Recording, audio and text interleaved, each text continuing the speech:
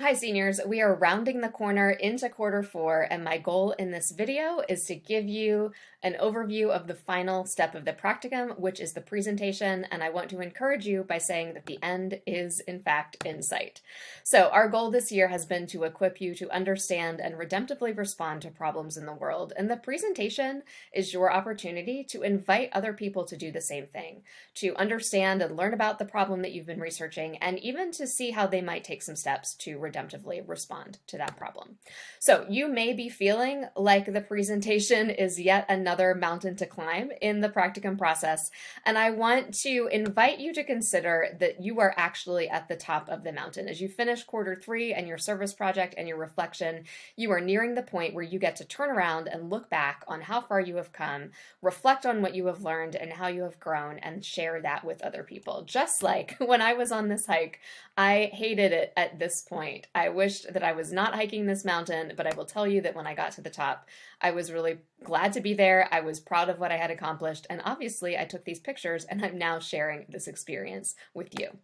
So our learning goals for you in quarter four are for you to reflect on your learning this year, to then take those reflections and plan a presentation that summarizes what you've learned and uses that to call your audience to action. And then as you plan your presentation, you will be creating a visual aid to enhance the things that you're saying. And this will all culminate in you delivering a live presentation and moderating a live Q&A session with your faculty panel members and your audience. So you are going to get a lot more information about the presentation when we come back in quarter four, but because we'll have several weeks without practicum class, we wanted to give you just an initial introduction to some of the things that you'll be doing.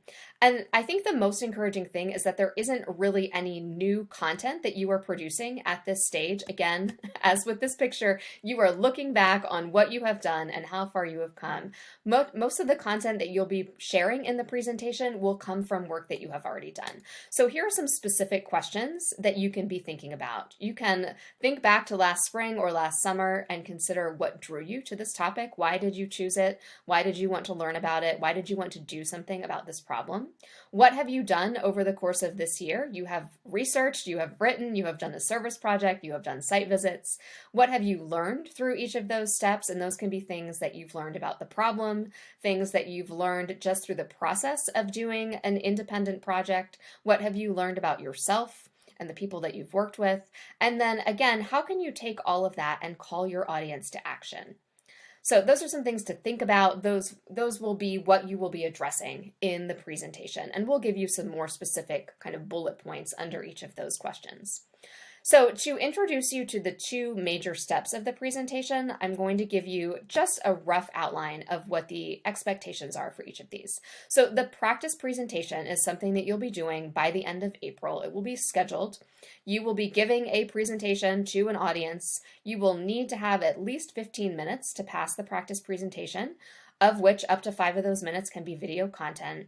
You will need to pass your practice presentation and have a visual aid prepared in order to be cleared for the final presentation. And that is really to enable you to go into the presentation with confidence, knowing that you are able to do it. So the practice presentation is graded. It will be in front of a teacher and potentially some fellow students. We're still working out the details of how that will happen, but that will happen hopefully in the end of April, and then you'll have a chance to do it again if you don't pass the first time. Your final presentation will be Friday, May 21st. Our goal is for you to be able to give that presentation in person.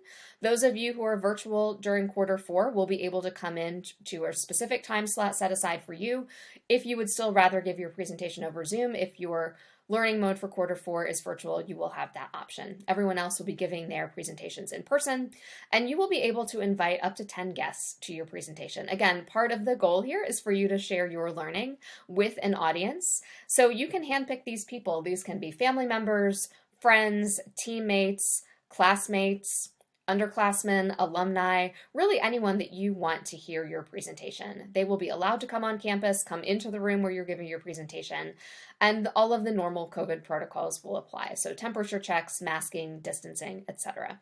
But again, the goal is for you to be able to share your learning with a real live audience. And invite them to celebrate with you what you have learned and what you have done.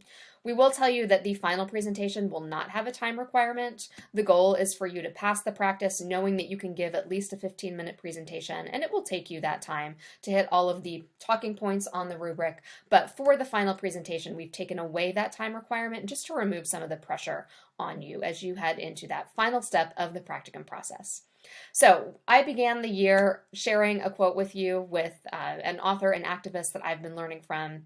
And this is a way that you, I think, have looked at your problem. You've looked at this area of the world and said, hey, things are broken here and it doesn't have to be this way, right? It's not supposed to be this way, but it doesn't have to be this way. Change is possible, and you have been a part of that change in the things that you've learned and the things that you have done. And the presentation is your opportunity to invite other people to look at this area of the world, this broken part of God's creation, to see the hope of redemption and restoration, and to say along with you, it doesn't have to be this way.